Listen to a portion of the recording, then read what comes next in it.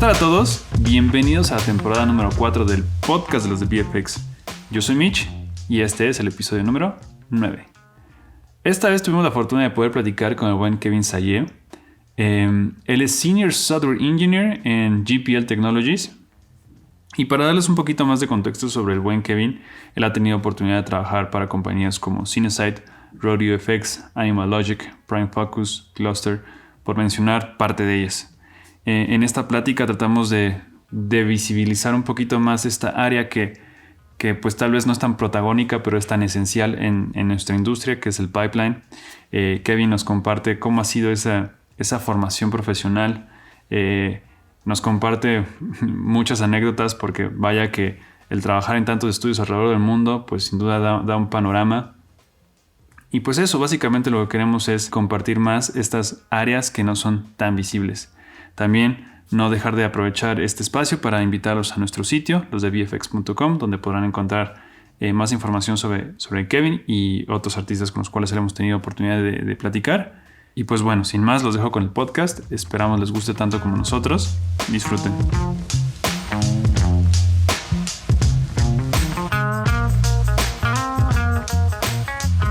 Pues ahora sí que cuando justo mencionábamos un poquito antes de entrar, digamos, a la llamada formal, que más o menos de dónde te contactamos de un grupo a partir de un grupo especializado creado por Miguel de Hoyos, que también tenemos ahí una plática con él. Y entonces está este perfil que nos parece muy importante y muy interesante, que creo que sabemos que existe, pero a veces no hay como mucha información, ¿no? De lo que tú haces particularmente, o tal vez como al no ser un trabajo tan visual como los demás, tal vez falta conocer más de eso y por lo tanto nos resulta muy interesante poder conocer más de tu experiencia. Y sobre eso, pues me gustaría que, pues si nos podrías definir, así que en tus palabras y en tu experiencia, ¿qué es o cómo definirías el puesto de Software Engineer?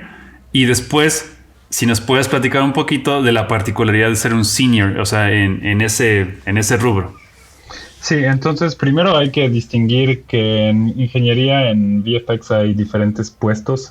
Software Engineer, hay gente que se encarga, por ejemplo, de toda la parte que es el motor de rendering o cosas que son mucho más técnicas y mucho más matemáticas. Yo me especialicé en la parte que le dicen pipeline. Pipeline son los flujos de datos entre todos los departamentos que trabajan juntos en un proyecto de película y tratar de agilizar esos flujos, porque muchas veces se trabaja en paralelo. Por ejemplo, se empieza el modeling, pero ya hay gente que está haciendo set dressing, layout, hay gente que empieza la animación cuando no están terminados los assets, se tiene que pasar al lighting. Entonces todo eso de poder, cada área poder publicar nada más la parte que los concierne, que tienen en la que tienen que trabajar, y que los departamentos que estén downstream reciban esos cambios, es una gran parte del pipeline. No se limita a eso.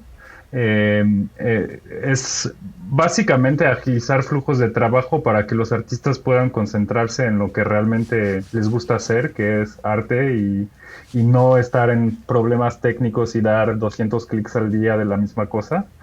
Claro.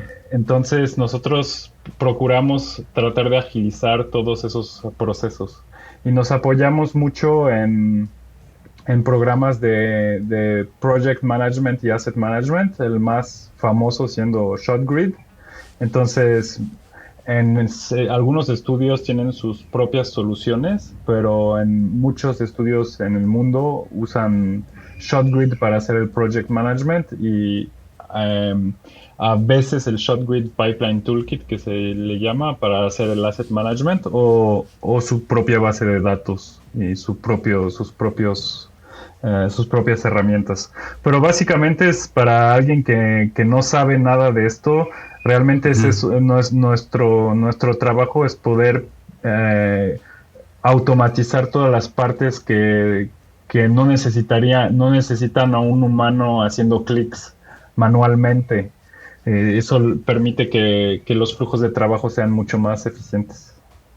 Claro, ahora sí que facilitadores de procesos, ¿no? O sea, ¿qué es lo que tiene que ser labores repetitivas? Ahí entramos para que sea fluido, ¿no? O sea, como creo que la explicación más simple es como dejar al artista ser artista, ayudar a que no haga cosas administrativas en la medida de lo posible, ¿no?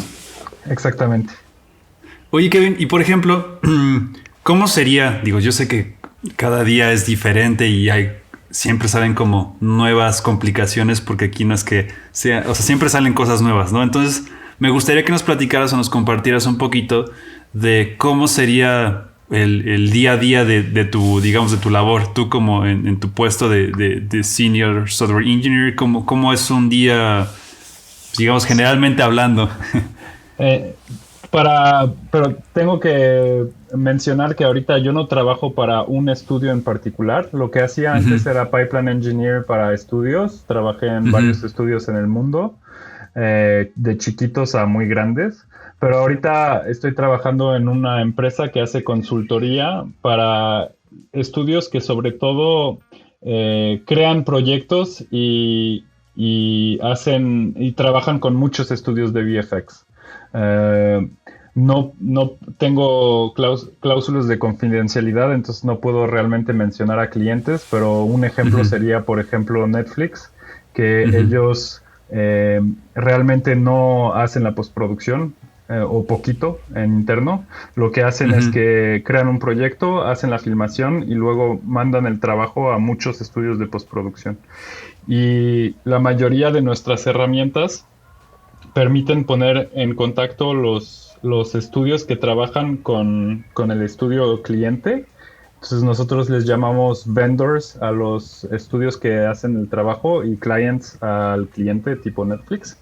Y Ujú, entonces lo que hacemos es que les proporcionamos herramientas que les permiten mandar sus secuencias de imágenes de manera fácil con unas aplicaciones en la computadora que directamente van a verificar que los nombres son correctos, a qué shot corresponde, a qué task corresponde, etcétera, y los van a subir a algún. Tenemos muchos protocolos para hacer transfer. Puede ser Aspera, puede ser FTP, puede ser Box, puede ser Amazon S3 o cualquier storage que esté en línea que nuestra aplicación maneja. Ellos mandan esos datos ahí y automáticamente el estudio cliente tiene una aplicación que está permanentemente prendida en una computadora se da cuenta que hay un nuevo delivery que está esperando y los va a bajar al servidor del cliente y los va a poner en el sistema de project management de ShotGrid. ok. Entonces, mi día a día va a ser cuando tenemos un nuevo cliente, pues cada cliente tiene propia estructura, su propia nomenclatura. Entonces tenemos archivos de configuración para poder configurar nuestras herramientas de la manera que el cliente lo requiera. Y Ujú, también tenemos algunas otras cosas para automatizar la herramienta de ShotGrid, porque ShotGrid cuando cambias el estatus de una versión, tal vez quieres que el estatus del asset o del shot correspondiente se cambie también al mismo estatus o ese tipo de cosas automáticas. Tenemos servicios web que lo permiten y también ujú, tenemos toda una parte de reporting.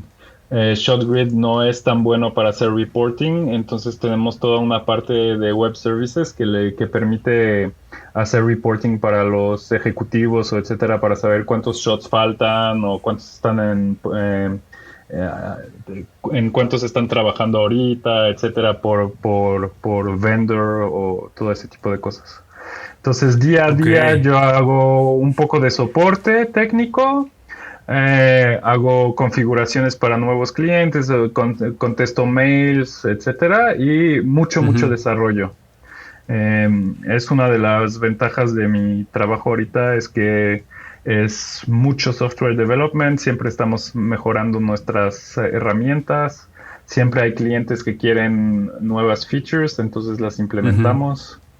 Y y lo hacemos de una manera que realmente no se trabaja tanto así cuando trabajas en un estudio, realmente con un focus de software development, o sea, código limpio, con nomenclatura clara, reglas estrictas, code review, o sea, cuando yo termino mi chamba, va a haber otro desarrollador, somos solo tres, Ujú. va a haber otro que va a checar mi código y decirme, esto está mal, esto cámbialo, esto hazlo así, Ok.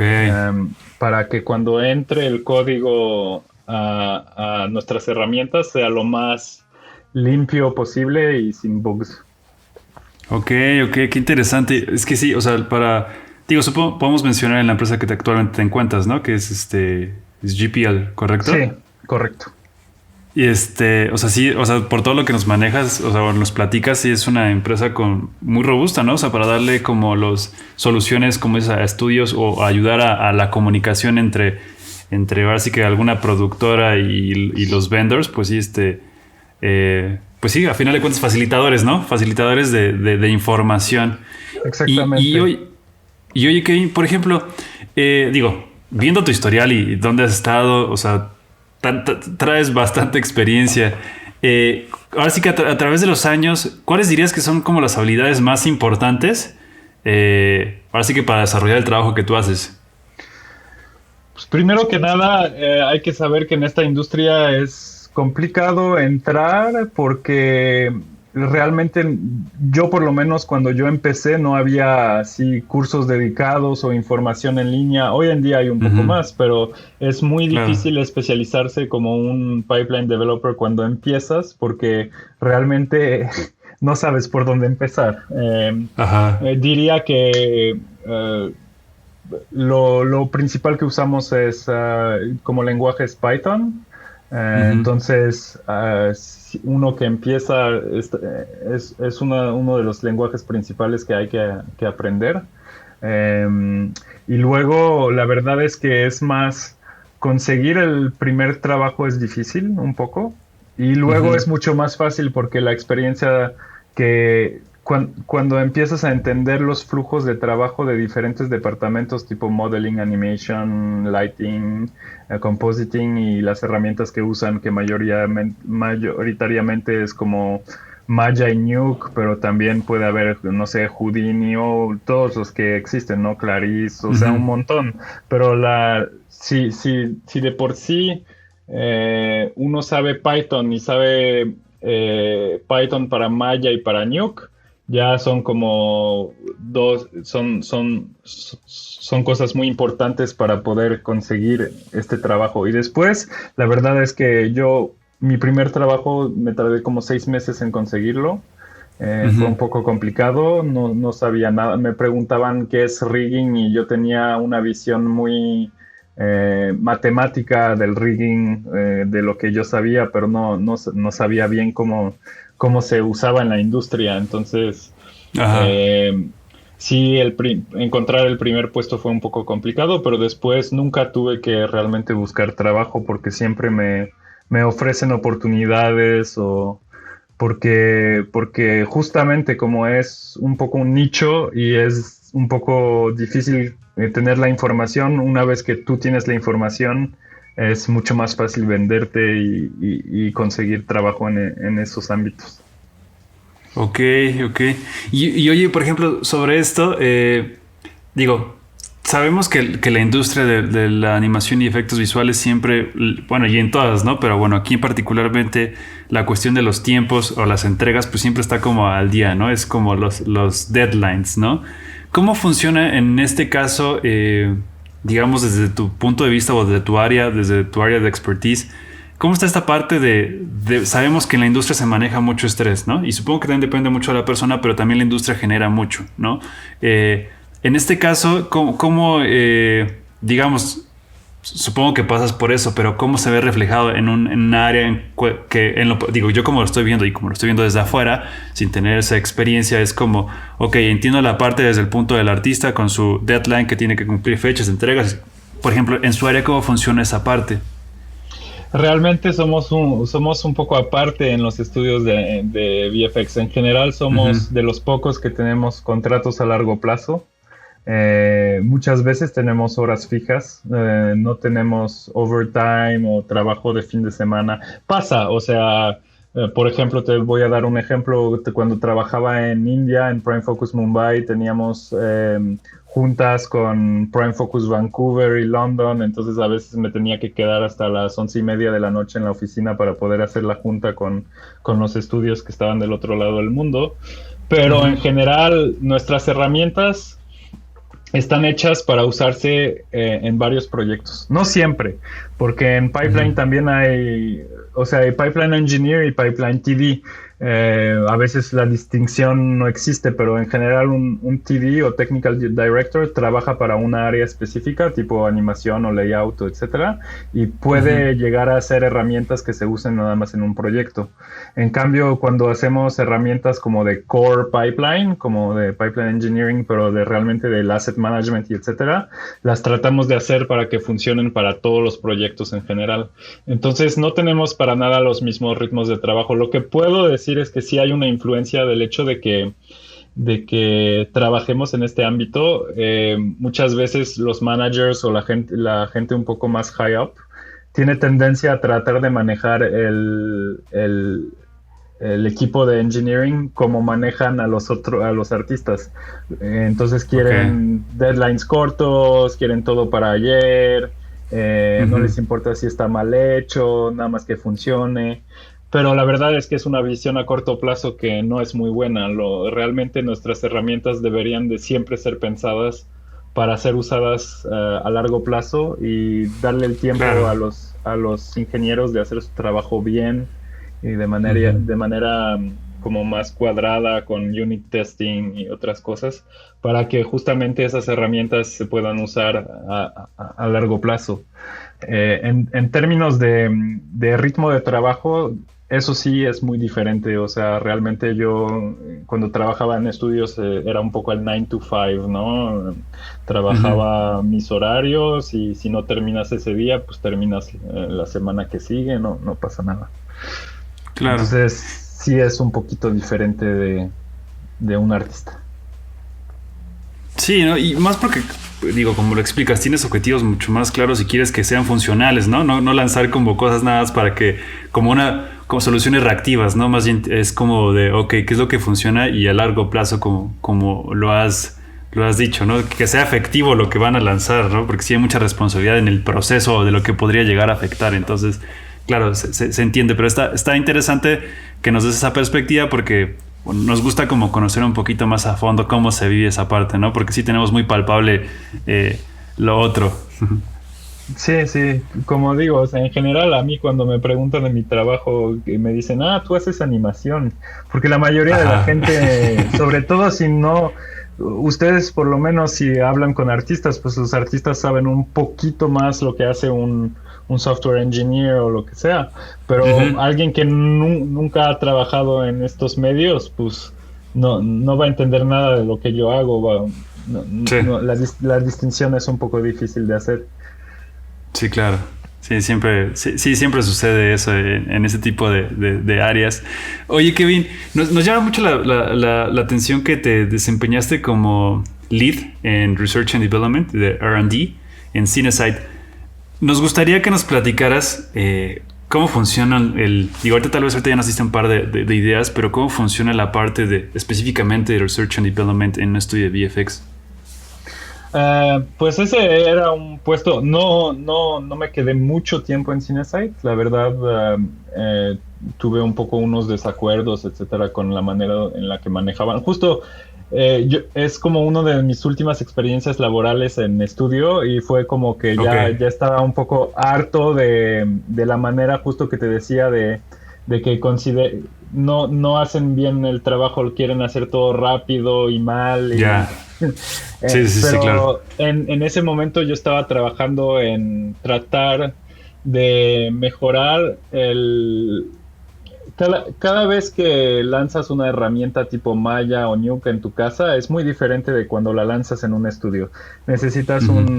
un work environment variables de sistema, qué versión del renderer vas a usar y un montón de cosas que cuando te pones en un proyecto quieres que todo se lance de manera ágil y fácil.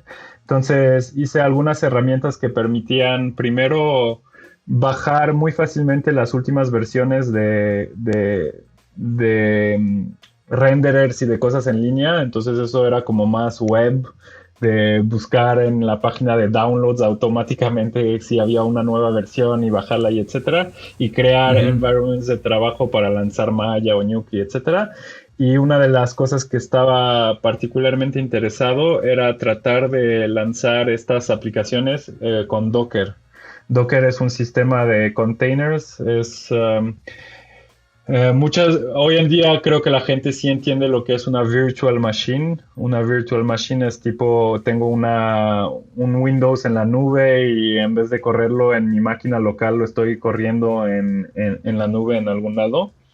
Y los containers son un poco lo mismo, nada más que no es la máquina, es solo el sistema operativo y los programas. Entonces no hay la parte como de hardware, etcétera, es solo una parte software. Muchas veces lo comparan a la industria de la marítima, que antes cuando querías mandar algo al otro lado del mundo, pues se mandaban en cajitas, cartones y no sé qué, y cuando llegó el container, donde puedes meter cosas diferentes de cualquier talla, pero al final todo es estandarizado y tiene la misma talla y funciona de la misma manera, es mucho más fácil mandar cosas. Pues aquí es un poco lo mismo, un container. Si yo creo un container para lanzar una aplicación web y lo pongo en línea, si se lo comparto a otra persona y lo corre en su máquina, estoy garantizado al 100% que va a funcionar exactamente de la misma manera. Y entonces lo que yo quería es poder lanzar Maya o Nuke en unos containers de Docker, que la verdad es un poco complicado porque normalmente las aplicaciones que se lanzan con esos containers son aplicaciones sin UI, sin user interface, no tienen nada visual.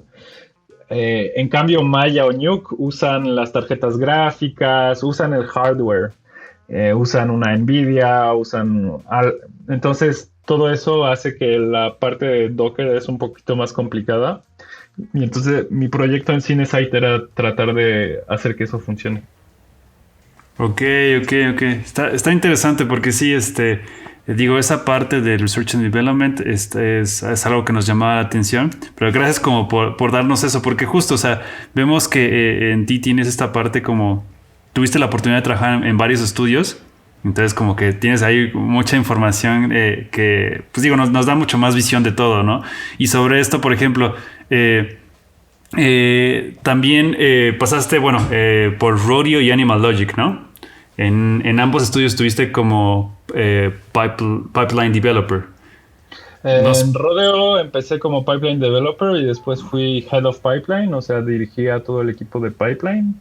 Y en Animal Logic era senior software developer, senior pipeline developer. Entonces, y Animal Logic es un poco particular porque ellos llevaban muchos años desarrollando todas sus herramientas en interno.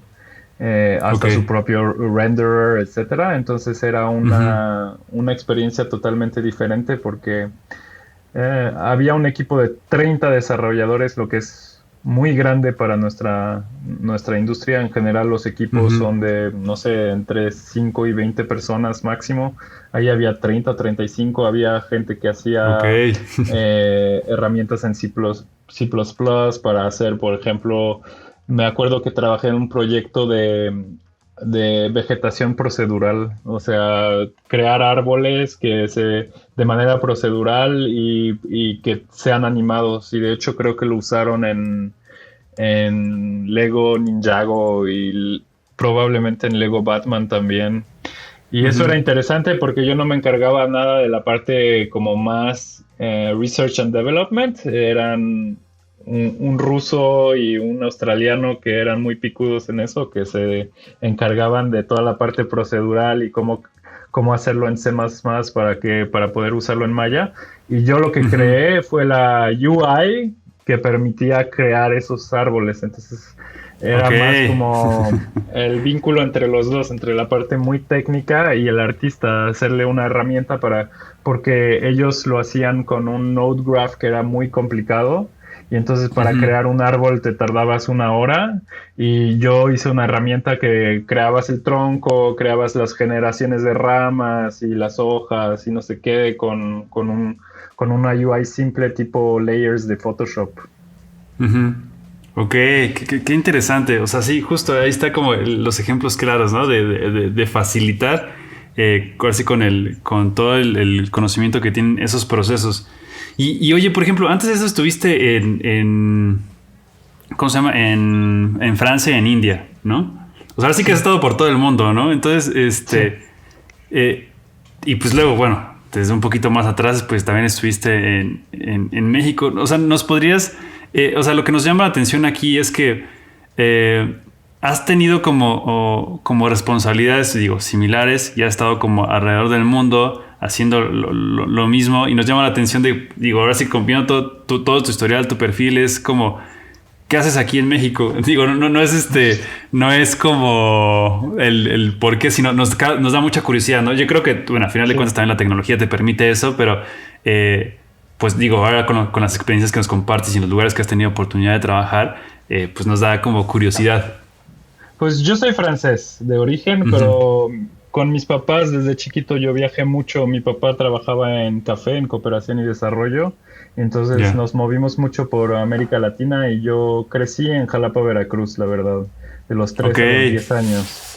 Ujú. Entonces yo siempre fui muy apegado a México y regresé muchas veces durante mi vida. Hice mis estudios de ingeniería en Francia y cuando Ujú. terminé quería regresar a México a trabajar. Em, em, y tuve dificultades aquí a encontrar buenos trabajos, entonces hubo veces donde me regresé a Francia justo a encontrar trabajos en estudios un poco más grandes, un poco más serios, donde pagaban mejor, etcétera. Ujú.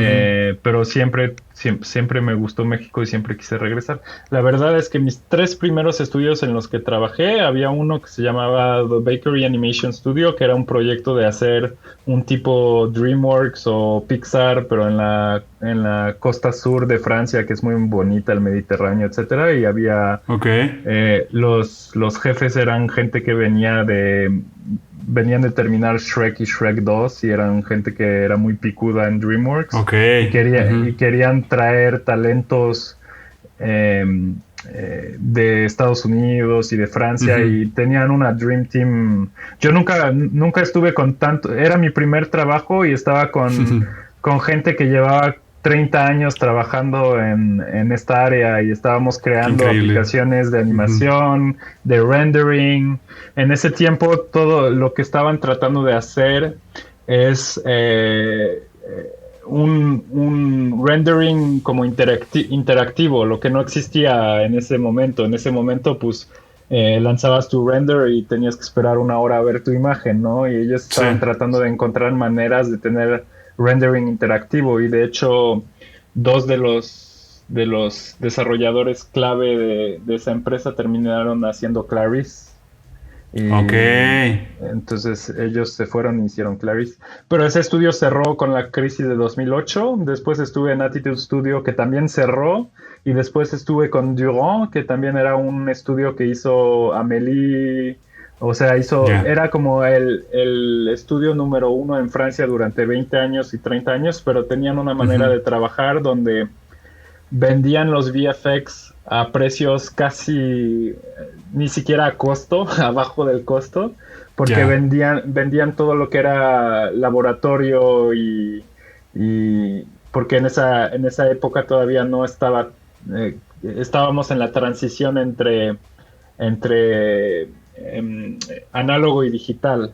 Entonces Ujú. ellos vendían toda la parte de laboratorio fotoquímico y todo eso Ujú. en paquete con los VFX y entonces les iba muy bien porque todo lo de laboratorio fotoquímico era muy lucrativo. Y Ya. justamente cuando hubo la transición digital, pues ese estudio cerró también. Entonces tuve muchas de esas experiencias donde trabajabas, no sé, 6 meses, 8 meses en un estudio y cerraban. Ya, ya, ya. Entonces, Luego me decidí irme a México a ver si encontraba un trabajo en VFX, ya con más Ujú. experiencia, y, y conseguí un trabajo en Cluster Studio, que creo que hoy en día no sé si ya cerraron, pero pues en ese tiempo Cluster Studio era uno de los estudios más prolíficos de México en términos de chamba. Pues sí, hacían puro Claro. advertisement, pero trabajaban con grandes marcas, o sea, tenían mucha chamba. Sí, sí, siguen Y todavía con el buen Doc, ¿no? Ahí estuviste. estuve con el Doc, sí. Sí, sí. Ahí conocí al Doc, y que de hecho fue él que me contrató y que me consiguió un sueldo realmente bien decente para México. Entonces, realmente fue una buena experiencia para mí porque venía Ujú. de... Estaba en un periodo un poco clave en mi aprendizaje. Yo había trabajado de TD para ciertos departamentos, entonces empezaba a entender como the big picture de cómo funcionan las cosas, pero Ujú. siempre en equipos un poco grandes con gente con mucha experiencia. Y ahí me Ya. encontré en un estudio donde yo era el único que estaba haciendo esa chamba, porque antes de mí, pues realmente no hacían pipeline. Eh, Ujú. entonces, y el doc quería absolutamente introducir más tecnología, agilizar los flujos de trabajo y mejorar toda esa parte, que él impulsó mucho todo ese lado en la industria mexicana, yo creo, porque tenía muchas ganas de lograr que las Ujú. cosas sean más fáciles, etcétera. Y entonces yo aproveché mis contactos de gente muy picuda para Sí, sí. pedirles un montón de ayuda para montar un pipeline para todos los departamentos. Entonces estuvo muy interesante esa fase. Y Ok. luego el doc me ofreció de ir a SIGGRAPH y en SIGGRAPH me contactó uno de mis ex jefes de Ujú. Durán y me dijo que si quería ir a Prime Focus a trabajar y en Prime Focus me querían para Head of Pipeline y Prime Focus en ese Ya. tiempo tenían todo su equipo en Londres, pero era una de las empresas de VFX más grandes del mundo ya. O Ujú. sea, ahorita no sé porque compraron Double Negative, yo creo que son como 28,000 en el mundo, algo así. Sí, sí. Eh, en ese tiempo querían un Head of Pipeline en Mumbai y en Mumbai tenían como 2,000 personas trabajando y, y tenían como tres desarrolladores que se hacían solo soporte. Todo el equipo de Ok. desarrollo estaba en Londres y ellos querían empezar a tener su propio equipo de desarrollo en India. Entonces me contrataron también para contratar a mucha gente, hacer como que el knowledge transfer desde Londres a India y estuvo muy interesante, muy complicado, muy loco, o sea, Puedo imaginar, eso sí. tengo unas anécdotas en India muy chistosas, pero ¿Cómo sí, qué? ¿De qué te acuerdas? pues primero el lugar. Es como... Mumbai es una ciudad como la Ciudad de México, tiene 23 millones de habitantes, más pobre, más contrastes de pobreza. En México como que los barrios están organizados, gente rica, gente pobre, están un poco separados. Ahí está todo mezclado. Puedes tener un edificio que pertenece a un billonario y al lado un slum con gente viviendo en la calle sin agua corriente. O sea, Ok. está muy mezclado. Y en medio de la ciudad eh, hay un área protegida que se llama Are Milk Colony. Y entonces eso se lo dejaron a los habitantes originales de Mumbai, que son como, pues, eran indígenas, para decirlo así. Ujú. Cuando empezaron a crear Mumbai, y entonces esa área se protegió para ellos. La verdad, ahora son como pequeños pueblitos, como es muy raro porque estás en medio de una ciudad terriblemente densamente poblada y es un lugar donde hay jaguares, hay árboles por todos lados, pero también basura por todos lados y pueblitos. Parece que Ok. estás en el campo, es como muy raro. Y en algún momento algún promotor inmobiliario con corrupción logró empezar a crear edificios ahí en medio de esa área súper verde Ya. pero como también creo que fue durante la crisis de 2007-2008, no pudo continuar, entonces se abandonó. Y entonces estás en medio de un bosque con pueblitos y hay edificios sin terminar, medio quemados, parecen Mad Max. Ok, ok, ok. Y, y llegas a un edificio que de afuera parece que se va a caer, o sea, la verdad Ujú. parece que se va a caer. Y hay miles de personas, entras, los elevadores están siempre rotos y así, pero pasas las salas y hay equipo último modelo y como Ya. hay 6 pisos llenos de computadoras, está loquísimo. Y Sí, sí, sí sí, hay sí. Ahora sí que como lo jaguares y expones. así. O sea, hay empleados de Prime Focus que han sido atacados por jaguares en la noche cuando regresan a su casa caminando. Sí, no, la aventura. Ok, Sí, muy loco. qué curioso, sí. Oye, Kevin, por ejemplo, ¿desde qué momento te das cuenta que, digamos, a lo que te dedicas hoy en día es lo que dices, pues por aquí, o sea, esto es lo que quiero hacer? Uy, yo tuve una relación un poco complicada al principio, que no sabía bien qué quería hacer. Terminé la carrera de ingeniería un poco por presión familiar y por presión mía propias, porque ya había empezado. Ujú. Pero no estaba seguro de lo que quería hacer. De hecho, cuando terminé la carrera, me metí a una escuela de animación. Eh, que no era una súper escuela, entonces duré un año ahí porque también yo tenía 23 años, la mayoría de los estudiantes tenían 18, Ya. entonces yo ya sabía más o menos que quería trabajar, ellos apenas estaban empezando. La escuela era Ujú. muy bueno para otro tipo de diseño, por ejemplo, diseño de automóvil y ese tipo de cosas, pero era su primer año que hacían una clase de animación. Y cuando empecé a hacer proyectos de animación solo, y que me tardaba un mes en hacer algo que da hasta pena enseñar, Sí, sí. me di cuenta que era muy tedioso, muy complicado y que tal vez yo debería de aprovechar pues todo mi conocimiento en ingeniería, ¿no? Y es ahí donde dije, bueno, voy a empezar a tratar de trabajar como desarrollador en estudios de VFX y me costó un buen de trabajo, traté con empresas grandes porque Shoot for the Stars, ¿no? Entonces traté Ujú. con Sí, sí, sí. Pixar y así, no tenía respuestas. Y terminé encontrando esa chamba en The Bakery Animation Studio, donde había puros así veteranos desarrolladores. Ujú. Entonces, eso como que impulsó mi carrera y como que fue una carrera para adelante. O sea, la verdad es que aunque no me encantaba siempre la idea de hacer esa chamba, porque la verdad también, te digo, como casi todas mis primeras experiencias fueron con estudios que cerraron y así, o sea, Sí, sí, hice sí. huelgas y Claro, sí, medio caótico el asunto. sí, en Durán no pagaban desde un mes, hubo huelgas, o sea, Ujú. estuvo, sí, un poco caótico al principio, entonces no estaba tan seguro de querer hacerlo, pero veía que progresaba y que también las pagas son buenas, a mí siempre me gustó viajar, me dio la oportunidad, cuando yo estaba en Cluster conocí a la que se volvió mi esposa y cuando tuve la Ok, oportunidad de ir a India, ella también tenía ganas de viajar por el mundo, entonces qué padre. eso era una chamba que me permitía viajar, conseguir visas fácilmente, trabajar en lugares un poco exóticos y que no me pesaba demasiado. Y poco a poco me empezó a gustar más y más, la verdad, la programación.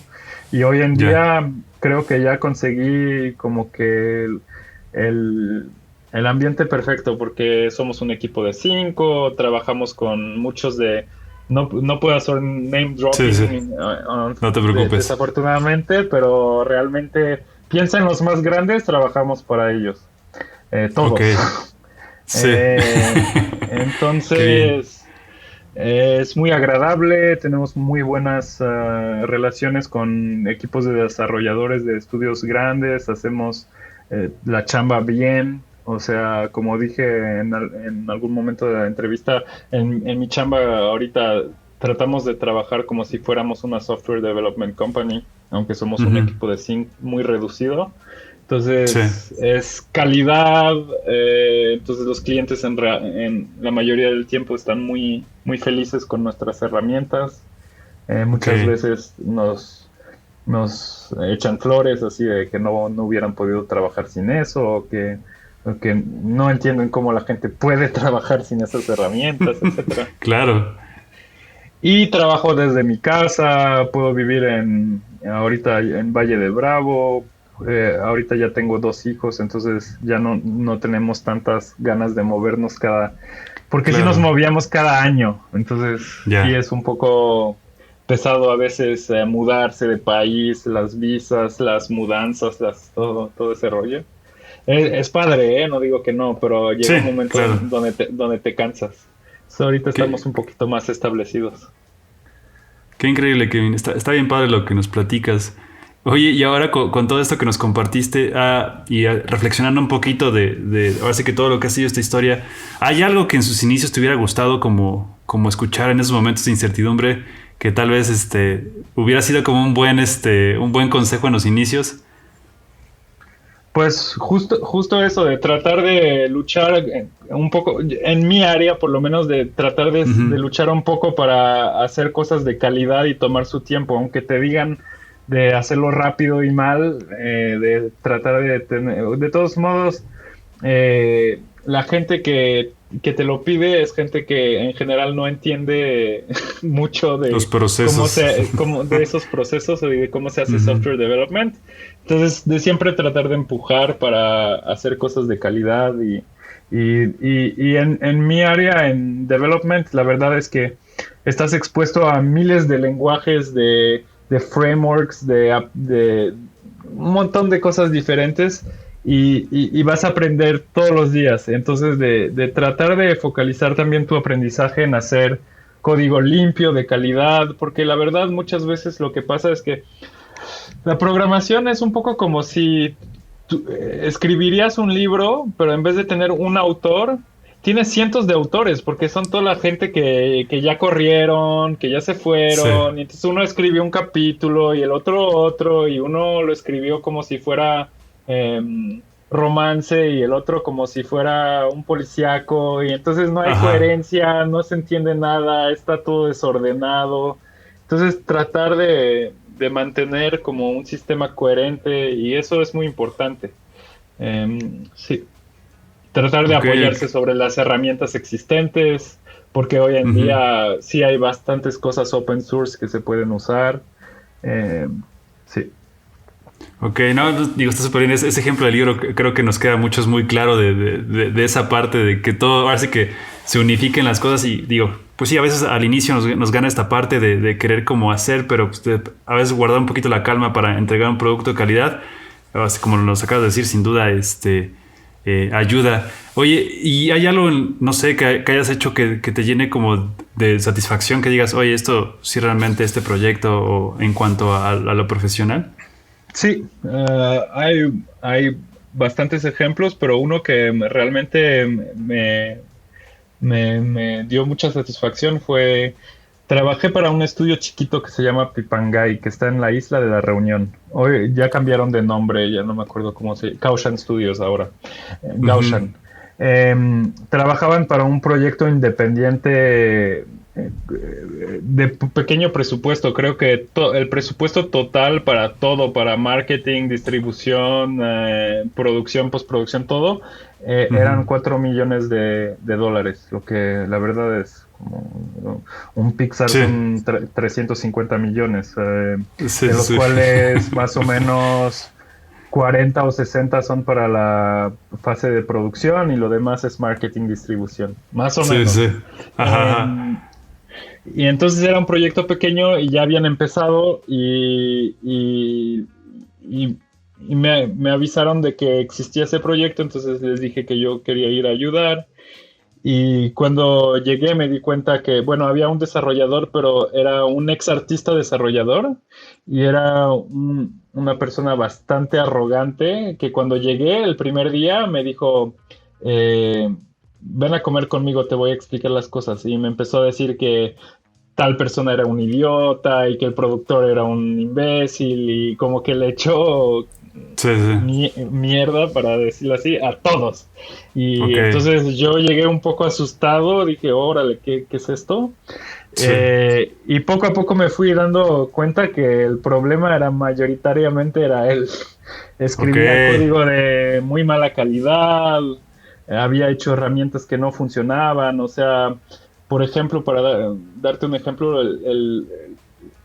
el hay una parte que era layout y después de layout pues se cortaba la escena para hacer diferentes shots para animación, ¿no? Entonces es Ujú. una herramienta que agarra la escena de layout en Maya y te exporta diferentes shots para trabajar en animación. Eran como 20,000 líneas de código, una función de 20,000 líneas, lo que es aberrante, Ok. con redundancias, cosas inútiles, así, estas 500 líneas nunca se ejecutan, ok. Ajá. Y se tardaba como 2 horas en correr y podía fallar en medio y tenías que volver a empezar todo. Es un horror para todos, o sea, ¿qué pasó? Claro. No sé, se rompió. Y entonces, pues, cuando vi eso, como que hice todo para que lo corran, la verdad, y me quedé Ujú. solo y platiqué bien con todos los equipos, les pedí, ¿qué haces todos los días? ¿Qué es lo que haces que es muy repetitivo? ¿Qué necesitas como herramientas, etcétera? Y empecé a hacer así herramientas para layout, para animación, para rendering, para compositing. Hice un montón de herramientas para todos. Ujú. Agilicé los flujos de trabajo muy, muy cañón. Aunque esa vez sí lo tuve que hacer todo en urgencia y la verdad es que si vuelvo a ver ese código probablemente diría qué horror, porque no Sí. lo podía hacer tenía que hacerlo para ese proyecto y nada más sin pensar en los proyectos futuros porque ya había código, ya había cosas hechas, tenía que Ujú. tratar de hacerlo lo mejor posible. Y hasta trabajé en cosas como eh, querían las máscaras que venían de Maya, del renderer, las querían en Final Cut. Ok. Entonces, herramientas que agarraban esas máscaras pues Final Cut al final es solo un archivo de texto. Tu archivo que tú abres y que ves en la aplicación es un archivo de texto, entonces yo Sí. tenía un programa que hackeaba el archivo de texto para agregar pistas, para agregar las Ok. máscaras, etcétera. Y eso lo Ajá. estaba haciendo a último minuto porque el director se iba con discos duros a entregarlo para calibración de color a Francia Ok. en 12 horas.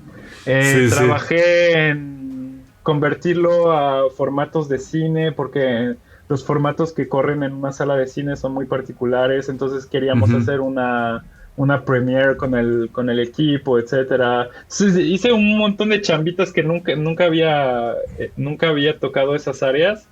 Y Sí. la verdad es que el proyecto era muy bonito, eran gente como muy dedicada, éramos muy unidos, salíamos casi todos los viernes juntos, íbamos los fines de semana a hikear o a hacer cosas juntos. Qué padre. el- Ujú. y, y el director me agradeció, al final me dijo, pues no hubiéramos podido terminar la película sin ti.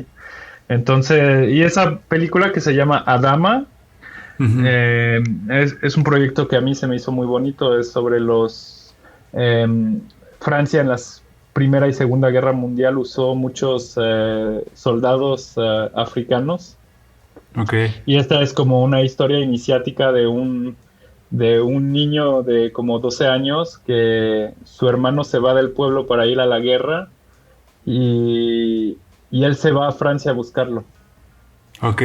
Digo ahí para apuntarla para verla.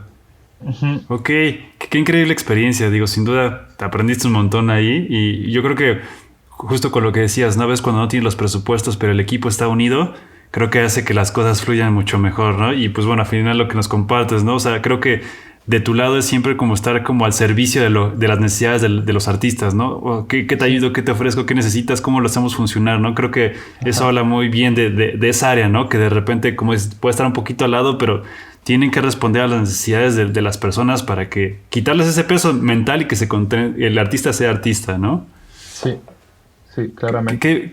Qué bien, qué bien. Oye, y por ejemplo, dado ahora sí que en lo que haces, digo, no sé si te suceda eso, pero de repente no sé si hay algo que digas, ok, me gusta lo que hago en mi día a día, en mi trabajo, a lo que me dedico, pero ¿tienes algo como algún proyecto personal que digas, en mi tiempo libre me gusta hacer esto mismo, Sí. pero a otro, digamos, a otro rubro, no lo sé? Sí, me interesa el web. Entonces, el web Ok, lo que tiene de chistoso o las aplicaciones para móvil es que ujú, hay miles de frameworks, todos los días hay nuevos. ya, Entonces hay siempre nuevas herramientas, nuevos frameworks, nuevas maneras de hacer las cosas. Entonces cuando veo uno que me interesa, me clavo. Entonces, por ejemplo, ya, cuando nació mi primer hijo es cuando salió uno de Google que se llama Flutter, que era para hacer aplicaciones web. Entonces empecé a ya. hacer un programita que era para tiempos de amamantar y tiempos de no sé qué, para que mi Ok, esposa ok. pueda utilizarlo. Y son proyectos que en general nunca termino, los empiezo, no los termino, pero Ya, ya, casi ya. llegué No, al pero digo, final está de eso. padre. Sí, sí. Luego hice uno, me empecé a interesar a Svelte. Svelte es muy padre, es como React, pero mucho mejor. Le dicen el Disappearing Framework, porque no voy a entrar en detalles técnicos, pero básicamente Ajá. escribes en un idioma que es traducido antes de ponerlo en la web está traducido en como vanilla JavaScript, o sea, puro JavaScript simple. Entonces no es un Ujú. framework en sí, no hay archivos que tienes que muy grandes que subir o lo que sea, realmente es puro JavaScript puro. Entonces es muy rápido, muy chiquito, muy padre. Lo hizo un güey que para mí es un genio, se llama Rich Harris y es un güey que hace visualizaciones para The New York Times Ok. y que hizo un framework estupendo, o sea, de gran desarrollador, o sea, es un Ujú. tipo muy listo. Entonces con Svelte también había Svelte Native, que es para iOS y Android, entonces hice una Ujú. aplicación estaba buscando qué puedo hacer con esto porque me interesa y estaba en Ajá. Reddit. En Reddit encontré un güey que decía, pues la verdad yo soy escritor y no hay buenas apps para meter tus personajes, su fecha de nacimiento y cuando estás escribiendo tu novela, poner la fecha del día y ver qué edad tienen todos. Entonces justo hice Ujú. una aplicación que hacía eso para Android, Ok. que metes tus Qué padre. personajes y dices, Sí. el 11 de noviembre de 2020 este güey tenía 53 años y este 37.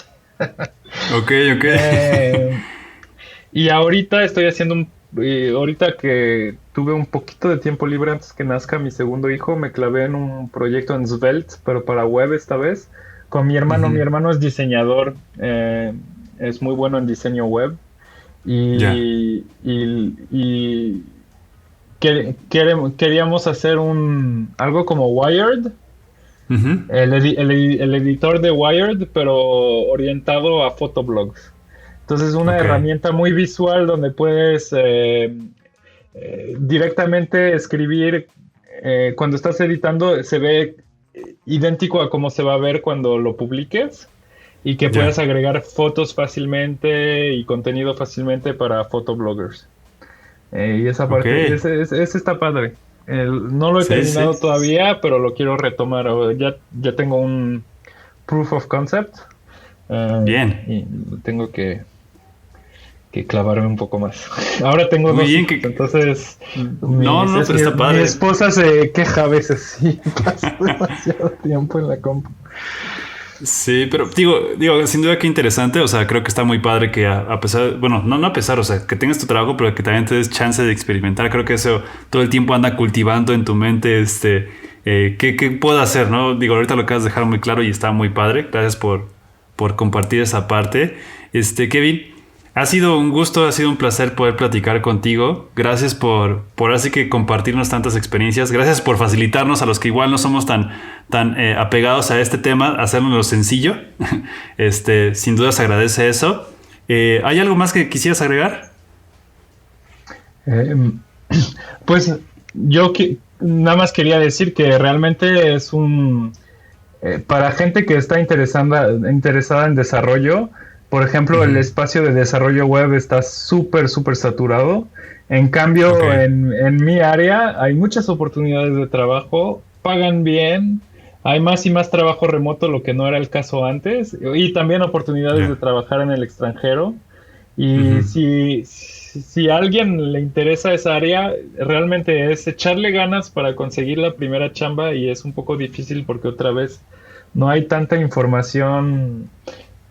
O sea, el cine siempre ha sido algo como la magia del cine se protege mucho, ¿no? Es como los magos, sí. El secret sauce no se enseña. Pero la verdad es que luego hay muchas oportunidades de trabajo y es muy padre. Por ejemplo, mi equipo de India, éramos 3 al principio, yo contraté a como personas, terminamos siendo como casi 20. Y durante su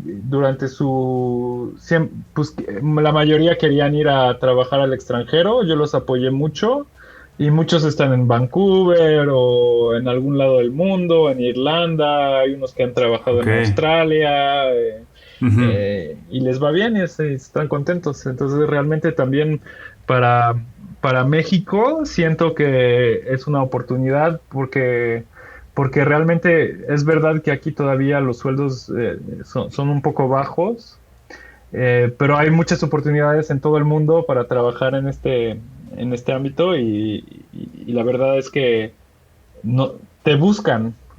O sea, realmente no vas a tener muchos problemas para conseguir trabajo, y son trabajos bien interesantes. De lujo, Kevin. Muchas gracias por agregar eso y por compartir esa parte. Otra vez, gracias por este tiempo, lo agradecemos un montón, y pues seguimos en contacto. Muchas gracias, Kevin. De nada, gracias a ustedes por invitarme.